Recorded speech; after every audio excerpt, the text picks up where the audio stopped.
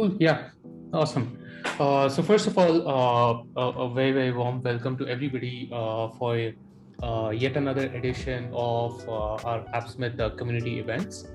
And and yeah, and this week we have a few interesting things that we're going to talk about, a few new things, and we'll also kind of discuss a little some of the upcoming features that are in the pipeline. Cool. Let's just quickly jump to it. Uh, okay, so here's the agenda. So we've released a new widget, a UI widget. It's called the menu widget.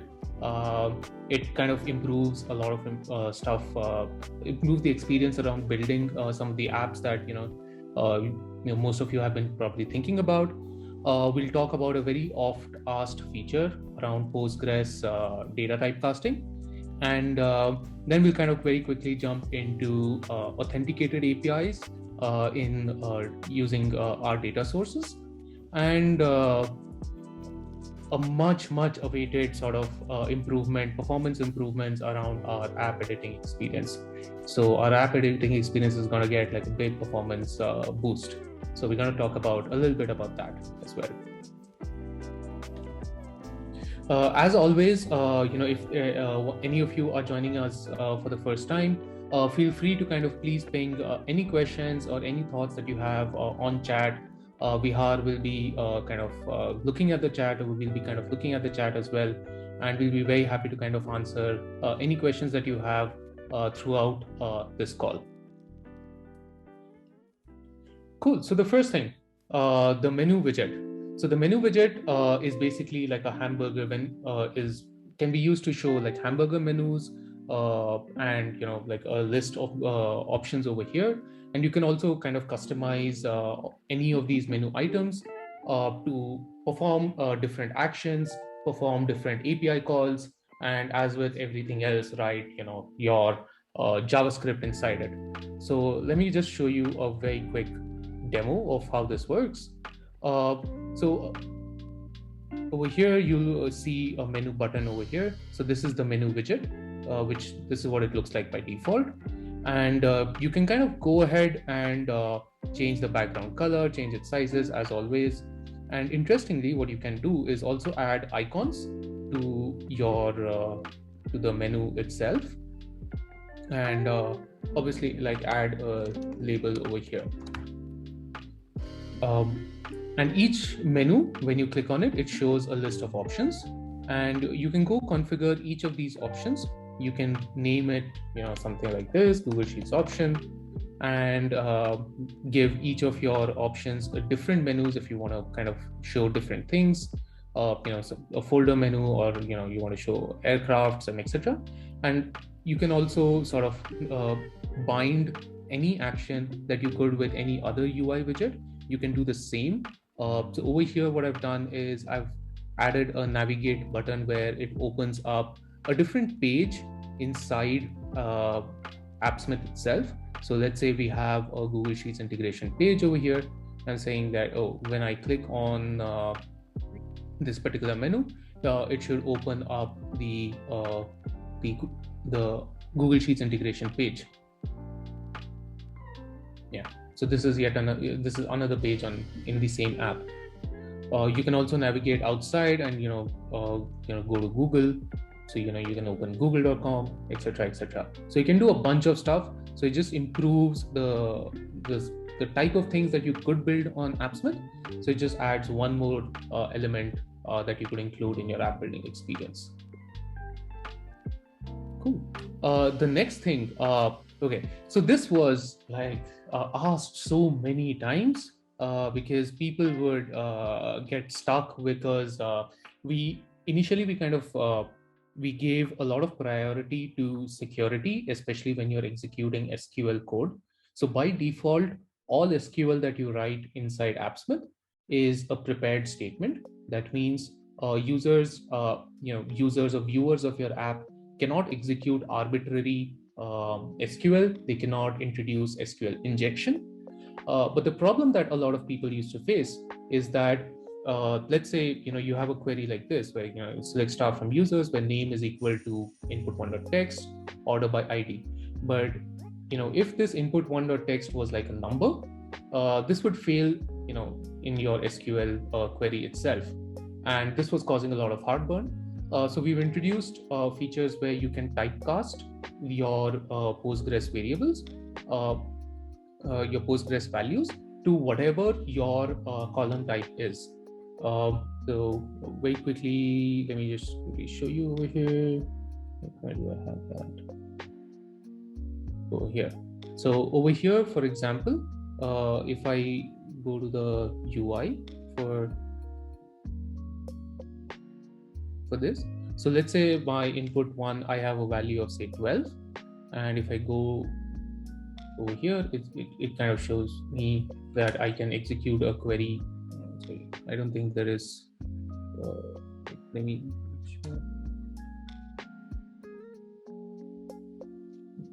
Yeah. So there is nobody by the name of one.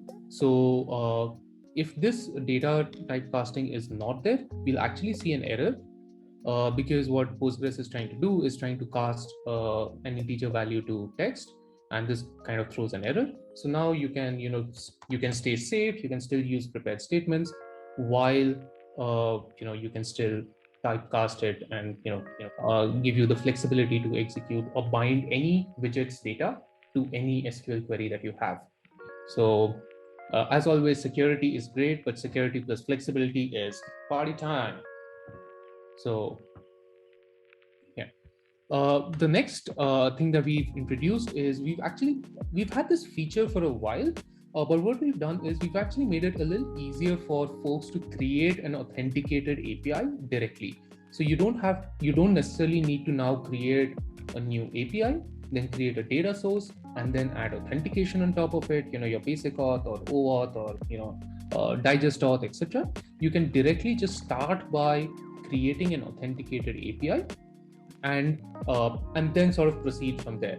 So the experience is very similar to how you would do this for say a DB like a Postgres or a MySQL. So when you create a new data source, you can sort of choose to create an authenticated API over here. So let me just call it demo or PS. Yes. We'll give it a URL. And I can add and I can add some authorization headers over here. Oh, sorry. Instead of adding this, I can choose say basic auth, and I can say, here's my secret name and my, let's say, a secret password, and we're just gonna save that. And I can then now create a new query from here. So this is just a very simple sort of an echo call that we make. We have a mock API that just echoes back what we got. And over here, if you see, there's an authenticated, there's an authorization header already stamped onto the request that got sent out. So you can use this for in case you have some internal APIs, or you're maybe talking to some SaaS APIs that you're connecting to, and you want the same authentication to kind of show up across the board. So this makes that a lot easier to kind of do. And the last one is this is actually something that we spent a lot of time on, and this is not yet on production. This is going to be on prod. This is already in our test environment, and we should expect this to kind of come out early next week into production and all your self-hosted instances. So we've introduced a bunch of fixes, which basically for apps on average, you should see a 4x faster typing experience. So a lot of times you probably have noticed, like when you try to type in the editor, if you're trying to type in the editor over here, so at times it sort of lags. So this is very smooth right now because there's not a lot of widgets. But if you have a lot of widgets on your UI, this starts to lag a little bit. So we've made a bunch of improvements which improves this by 4x. And there are a lot more fixes that are still in the pipeline, that are still under development. And so this performance is work that is never complete. So we are going to continue to invest in performance, continue to invest in making your apps faster. to load, faster to build. So that's something I will continuously keep doing. But this is something that you should expect early next week. The other one is a much smoother drag and drop experience. Again, so this was if you have one or two widgets like this on the page, it's fine. You'll probably not notice much of a lag. But if you start to have like maybe 150, 200, maybe 300 widgets on your page, if you have a complex app that you're building, uh, the drag and drop also, you probably start to see some lag happen. So we kind of, from ground up, we've kind of rethought how the drag and drop experience works. And this is something, because it's a very fundamental and it's a very, very important change. Um, this is something that we're going to kind of test, heavily before we introduce it into production. But this is something that, we are very, very excited about. Yeah, so these are some of the top features that we kind of released over the last 1 week since our previous call. Over the next few weeks, some of the things that you should expect, like the performance, for example, is something that I've already mentioned. The others that you should expect is we are introducing templates.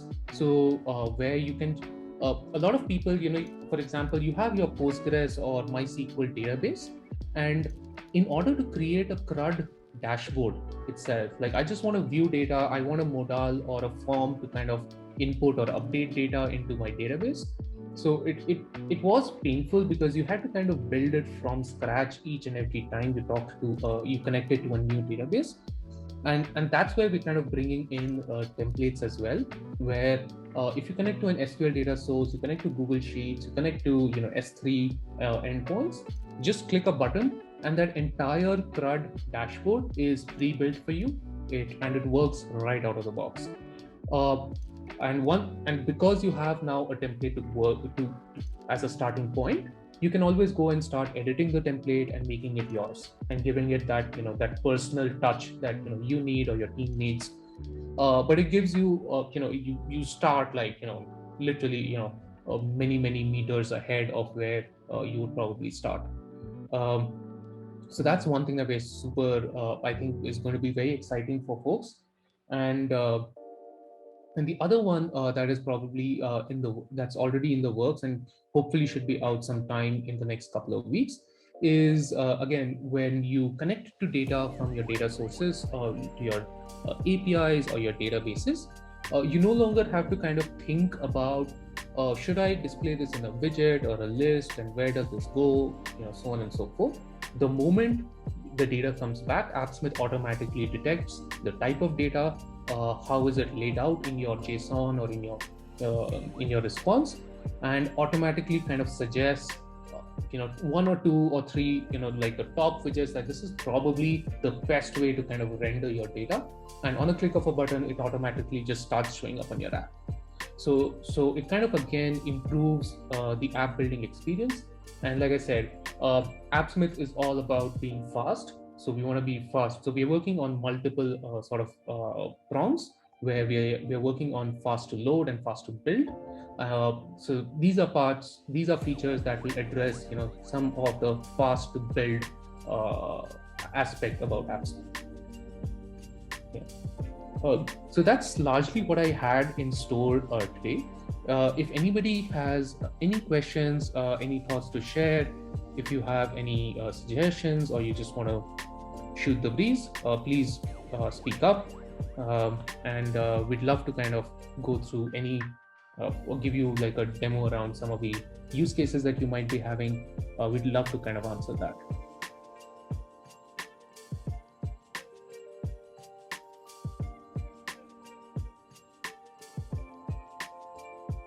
Thanks, Arpit, for sharing all the updates. Also, folks, so the recording of this session will be uploaded to YouTube. I'll be dropping you that link on chat. So, in case if you want to go through any tutorials, or if you have trouble configuring any data source, you can always refer our documentation, or Confidence, our developer advocate, has recorded lots of tutorials. You can find them on our YouTube. Just dropping that link on chat.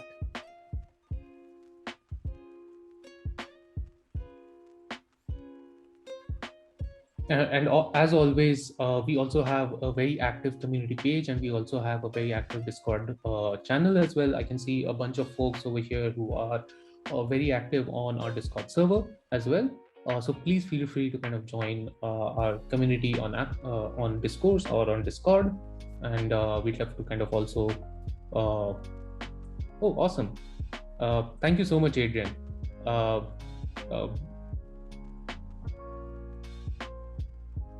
Yeah. So we've tried to be very supportive, very responsive on our support channels, and appreciate the kind words, Adrian. Thank you.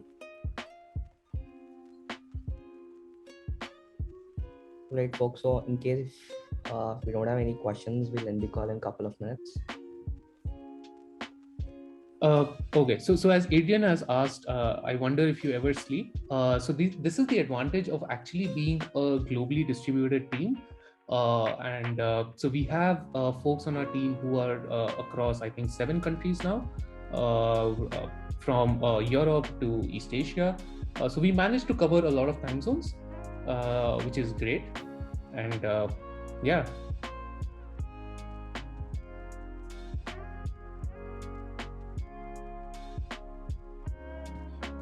Okay, so I think Davey is saying it'll probably be interesting to generate a form from a query. What does that mean? Sorry, can you elaborate a little bit more? I don't think I understand completely what you're saying. Are you talking about an SQL query?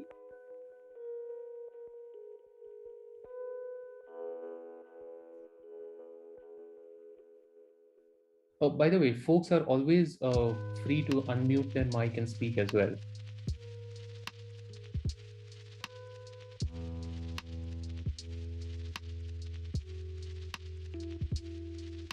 You have a great developer community when nobody wants to speak and everybody just wants to type. Like that's the de facto. Like, just don't talk to me. I'll ping you on chat.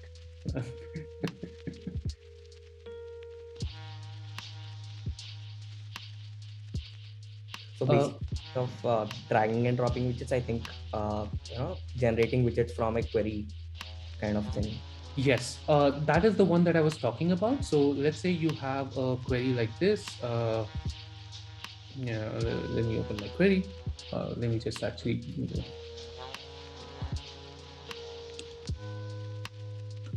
So let's say you have a query like this. Very soon today you can generate, when you click on generate widget, it gives you by default a very basic list. It generates just a table, and very soon it will also give you the option to kind of display this data in a much more featureful way. It will probably suggest a list widget. If you have some numbers and we detect hey, you're dealing with a lot of numbers, it will probably select a chart, suggest a chart widget, so on and so forth.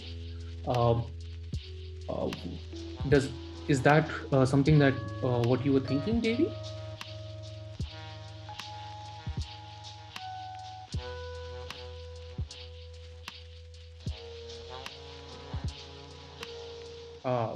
Okay. Hello. Yes. So as Adrian was saying, hey Davey, sorry. It's not a table I want. It's a form, donc with a text box input. And when I show the column, I want the input box and the text box associated with the column I chose in the data tab. Okay, so for example, if you have a query like update user set name is equal to whatever test, where say ID equal to 1, let's say, if this was a query, basically what you're saying is, we could generate a form which takes name and ID as inputs, and and generate that form and bind it. Okay, you understand? Yeah. Okay. Cool. That's actually an interesting concept. We haven't really. We kind of touched upon this a little bit internally when we talked about generating widgets. We decided to first do the display part, like being able to render the data, because that's always a little safer to do as a platform. Nobody wants to muck around. As a platform, we don't want to, do something incorrect and, just, touch your data, update your data. But this is definitely a very, very interesting feature. Something that I've noted it down. I'm going to open an issue for this so that we can track this as well. Appreciate the feature request. Cool. So David Bamboo is saying, the SciText extension. Yes, this is coming out in production very soon. David, I'm sorry that it took a little bit of time, and we thought it's sort of resolved with the typecasting, but it's done. Yeah, it's going to be in prod very quickly. In, I think, early next week is our release, so it should be there.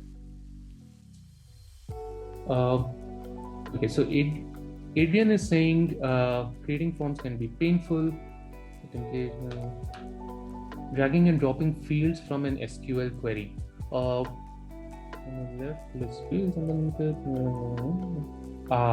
Okay. Adrian, would you mind elaborating on this? Yes, actually, I'm not sure I meant query, but if you click one of your databases under fake database, just expand that. Yeah. What I mean is you should be able to drag one of those onto a form and create the widgets for the entry or display of that. Oh, that's actually an interesting UX. Cool. Yeah. I to be honest, I've never thought of doing that. I think that will be super cool to be able to do that. So we focused on trying to kind of, so here today we kind of just create a query. So I can just create a query like this. As you said, what we're doing is trying to generate an entire CRUD dashboard. But as you said, maybe just being able to drag and drop a certain field will give you a lot more granular control while still giving you a little bit of that feature with the control aspect as well. This is interesting. Yeah. But my feeling is that it's taken me twice as long to build the app that I've built than a more polished product. And I expect in a year's time, you'll have discovered all of those shortcuts and polishes, and it will be similar. This might be one of them, but the basic things of building a CRUD interface, as you said, you've made a step towards it with templates. It should be possible for the system to inspect the tables or queries and do that all for you automatically. Yeah. I completely agree with you. I think we have some way to go before that polish, as you said, really kind of shows through. And I think this is really appreciate your feedback, both right now and on Discord as well.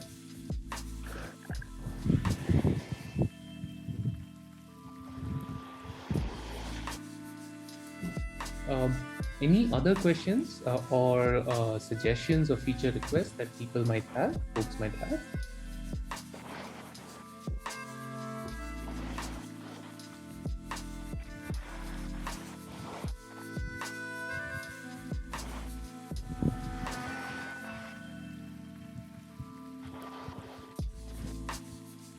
I'm gonna give everybody like a 30-second before we close out.